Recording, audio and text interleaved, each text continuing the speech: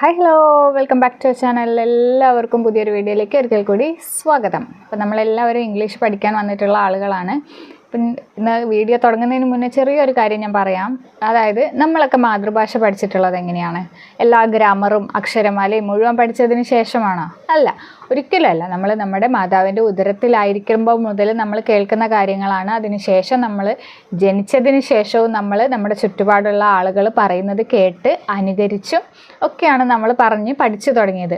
ഈ പഠിച്ചു തുടങ്ങുന്ന സമയത്ത് നമുക്ക് മലയാളത്തിൻ്റെ എല്ലാ അക്ഷരമാലയും അറിയായിരുന്നോ? ഇല്ല. നമ്മളുടെ മാതൃഭാഷയുടെ എല്ലാ അക്ഷരമാലയും ഗ്രാമറുകളും പഠിക്കാതെ തന്നെയാണ് നമ്മൾ ഈ ലാംഗ്വേജ് സംസാരിച്ചു തുടങ്ങിയത്. സംസാരിച്ചു തുടങ്ങുമ്പോൾ ഒരുപാട് തെറ്റുകളുണ്ടാവും. ചിലപ്പോൾ ച എന്നുള്ളത് പറയാൻ കിട്ടില്ല, സ എന്നുള്ളത് പറയാൻ കിട്ടില്ല, അങ്ങനെ പല അക്ഷരങ്ങളും പറയാൻ കിട്ടാതെ വരെ വന്നിട്ടുണ്ട്.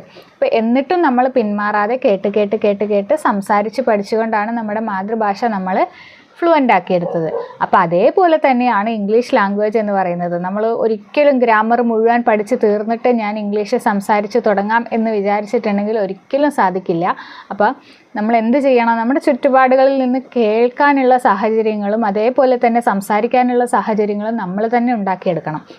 ഇപ്പോൾ കേൾക്കാനാണെങ്കിൽ ഒരുപാട് സാഹചര്യങ്ങളുണ്ട് നമ്മുടെ മുമ്പിൽ. കാരണം ഇന്ന് സോഷ്യൽ മീഡിയ ഒക്കെ ഒരുപാട് ഇമ്പ്രൂവ് ആയിട്ടുള്ള സമയമാണ്. അപ്പോൾ നമുക്ക് വീഡിയോസ് കേൾക്കാം, അതേപോലെ തന്നെ കാർട്ടൂൺ, സ്റ്റോറി, സോങ്സ്, ഇതൊക്കെ എന്ത് ചെയ്യാം? ആ ലാംഗ്വേജിനെ നമ്മൾ പഠിക്കണമെന്ന് വിചാരിച്ചിട്ടുണ്ടെങ്കിൽ ആ ലാംഗ്വേജിലുള്ള കുറേ കാര്യങ്ങൾ നമ്മൾ കേൾക്കാൻ ശ്രമിക്കുക, വായിക്കാൻ ശ്രമിക്കുക. ഇതൊക്കെ ഇമ്പോർട്ടൻ്റ് ആണ്. അതിൻ്റെ കൂടെ തന്നെ ഏറ്റവും ഇമ്പോർട്ടൻ്റ് എന്ന് പറയുന്നത് പ്രാക്ടീസാണ്.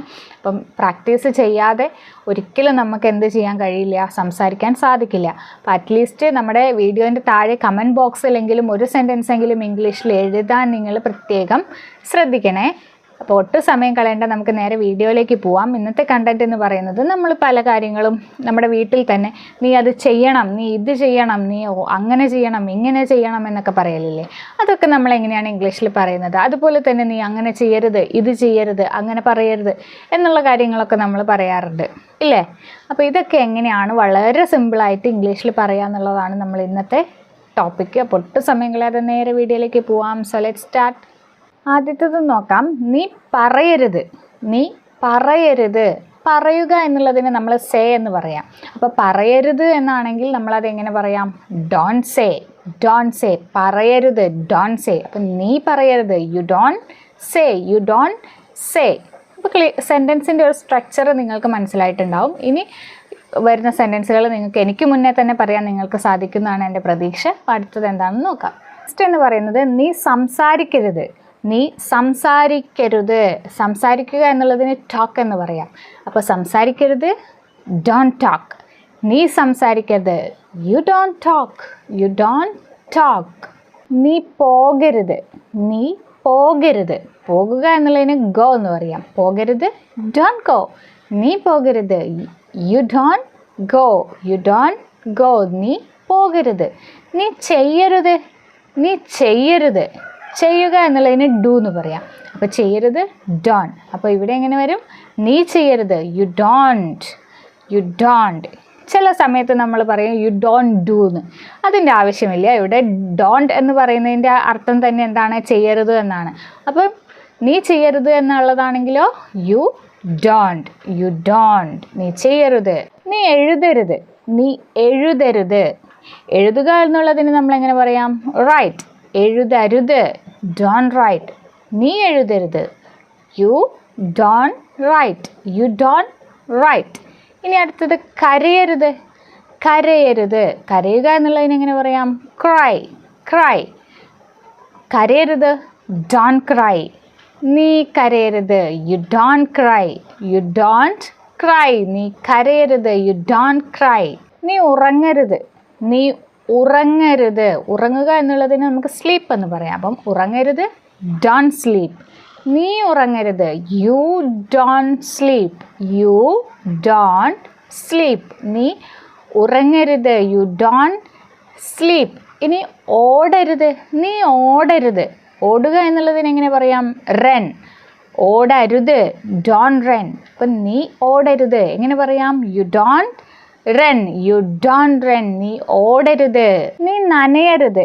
നീ നനയരുത്. നനയുക എന്നുള്ളതിന് നമുക്ക് ഗെറ്റ് വെറ്റ് എന്ന് പറയാം. Get wet. നനയുക.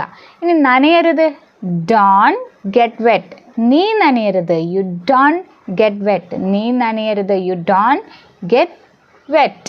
അപ്പോൾ ഇത്രയും നേരം നമ്മൾ പറഞ്ഞത് നീ ചെയ്യരുത്, പറയരുത്, ഉറങ്ങരുത് എന്നുള്ളത്. അരുതുകൾ എങ്ങനെ പറയാമെന്നുള്ളതാണ് നമ്മളിപ്പോൾ ഡിസ്കസ് ചെയ്തത്. അതേപോലെ തന്നെ നീ പറയണം, നീ ചെയ്യണം, നീ ഉറങ്ങണം, നീ മിണ്ടണം എന്നൊക്കെ നമ്മൾ പറയില്ലേ.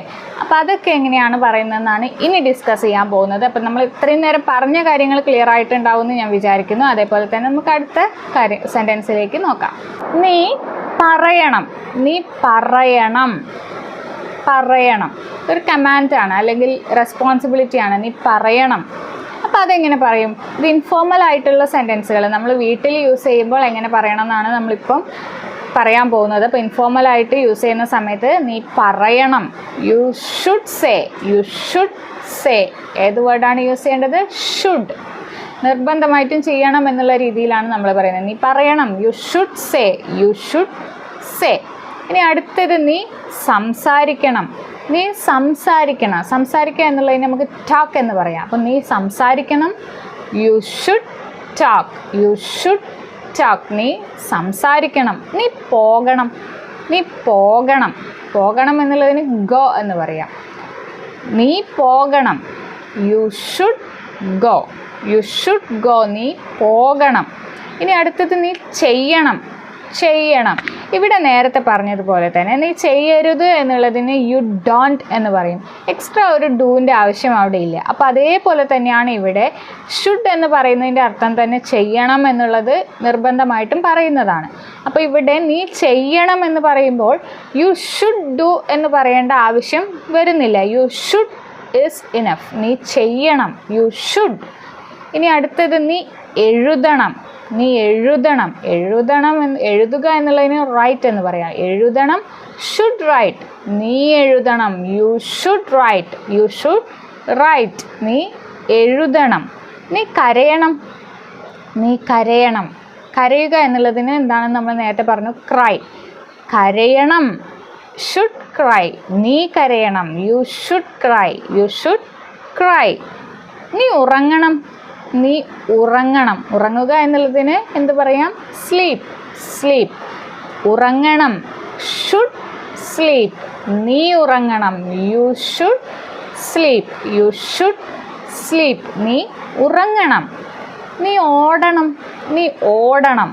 ഓടുക എന്നുള്ളതിന് റൺ എന്ന് പറയാം. ഓടണം, ഷുഡ് റൺ, ഷുഡ് റൺ. നീ ഓടണം, you should run, you should run. നീ ഓടണം, യു ഷുഡ് റൺ. നീ നനയണം. നീ നനയണം. നനയുക എന്നുള്ളതിന് എന്തായിരുന്നു പറയുക? Get wet, get wet. നനയുക. ഇനി ഇവിടെ നനയണം, ഷുഡ് ഗെറ്റ് വെറ്റ്. നീ നനയണം, you should get wet, you should get wet. ഇപ്പം നമ്മൾ വളരെ സിമ്പിളായിട്ട് നീ ചെയ്യണം, ചെയ്യരുത്, പറയണം, പറയരുത്, ഈ കാര്യങ്ങൾ എങ്ങനെ പറയണം എന്നുള്ളതാണ് നമ്മളിപ്പോൾ എക്സാമ്പിളിലൂടെ തന്നെ സെൻറ്റൻസുകളിലൂടെ പറഞ്ഞു തന്നത്. അപ്പോൾ വളരെ സിമ്പിളായിട്ടാണ് പറഞ്ഞത്. എല്ലാവർക്കും ക്ലിയർ ആയിട്ടുണ്ടെന്ന് വിചാരിക്കുന്നു. അങ്ങനെ ക്ലിയർ ആയിട്ടുണ്ടെങ്കിൽ ഇനി വീഡിയോ സ്കിപ്പ് ചെയ്യാതെ കണ്ടവർക്കായിട്ടുള്ള ഒരു ടാസ്ക് ഞാനിവിടെ തരാം. 2 സെൻറ്റൻസുകൾ ഞാൻ തരുന്നുണ്ട്. ആ സെൻറ്റൻസുകൾ എങ്ങനെ പറയാം എന്നുള്ളത് നിങ്ങളൊന്ന് കമൻറ്റ് ചെയ്തേക്കണം. അപ്പോൾ സെൻറ്റൻസ് ഇതാണ്: നീ എഴുന്നേൽക്കരുത്, നീ എഴുന്നേൽക്കണം. നീ എഴുന്നേൽക്കരുത്, നീ എഴുന്നേൽക്കണം. ഈ 2 കാര്യങ്ങൾ എങ്ങനെയാണ് ഇംഗ്ലീഷിൽ പറയാന്നുള്ളത് ഒന്ന് കമൻറ്റ് ചെയ്തേക്കണം. അപ്പോൾ എഴുന്നേൽക്കുക എന്നുള്ളതിന് നമുക്ക് എങ്ങനെ പറയാം? Get up, get up. അപ്പോൾ ഇനി നിങ്ങൾക്ക് എളുപ്പമായിരിക്കും. എഴുന്നേൽക്കരുത്, നീ എഴുന്നേൽക്കരുത്, നീ എഴുന്നേൽക്കണം. ഇത് 2 പറയുന്നത് എങ്ങനെയാണെന്ന് വളരെ സിമ്പിളായിട്ട് നിങ്ങൾക്ക് ചെയ്യാവുന്നതേ ഉള്ളൂ. അപ്പം വീഡിയോ കണ്ടുകൊണ്ടിരിക്കുന്നവരും ഉറപ്പായിട്ട് ലൈക്ക് ചെയ്യുന്ന ആളുകൾ ഒട്ടും മറന്നു പോകരുത്. അപ്പോൾ ലൈക്ക് ചെയ്യുന്ന ആളുകൾ, നിങ്ങൾക്ക് പഠിക്കാനുള്ള ഒരു വേദിയാണ് നമ്മുടെ ഈ വീഡിയോ. അതേപോലെ തന്നെ കമ്മ്യൂണിക്കേറ്റ് ചെയ്യാനുള്ള ഒരു വേദി കൂടിയായിട്ട് കണക്കാക്കുക. അങ്ങനെ ഉണ്ടെങ്കിൽ നിങ്ങൾ തീർച്ചയായിട്ടും താഴെ കമൻറ്റ് ചെയ്യുമെന്ന് വിചാരിക്കുന്നു. അതുപോലെ തന്നെ വീഡിയോ ഇഷ്ടമായിട്ടുണ്ടെങ്കിൽ ലൈക്ക് ചെയ്യുക. അതേപോലെ തന്നെ നിങ്ങളുടെ ഫാമിലി ഫ്രണ്ട്സ് ഗ്രൂപ്പുകളിലേക്ക് ഷെയർ ചെയ്തെത്തിക്കാനും ആരും മറന്നു പോകരുത്. നമ്മുടെ ചാനൽ ഇനിയും സബ്സ്ക്രൈബ് ചെയ്തിട്ടില്ലെങ്കിൽ ഒന്ന് സബ്സ്ക്രൈബ് ചെയ്ത് വെച്ചേക്കുക. അതേപോലെ തന്നെ തൊട്ടടുത്തുള്ള ബെൽ ബട്ടൺ കൂടി എനേബിൾ ചെയ്യുകയാണെങ്കിൽ ഞാൻ അപ്ലോഡ് ചെയ്യുന്ന ഇത്തരം യൂസ്ഫുൾ വീഡിയോസ് അപ്പോൾ തന്നെ നിങ്ങൾക്ക് നോട്ടിഫിക്കേഷനായിട്ട് വരുന്നതായിരിക്കും. ഇനിയും ഇതുപോലെ യൂസ്ഫുൾ വീഡിയോസുമായിട്ട് വരാം. അതുവരേക്കും ടേക്ക് കെയർ.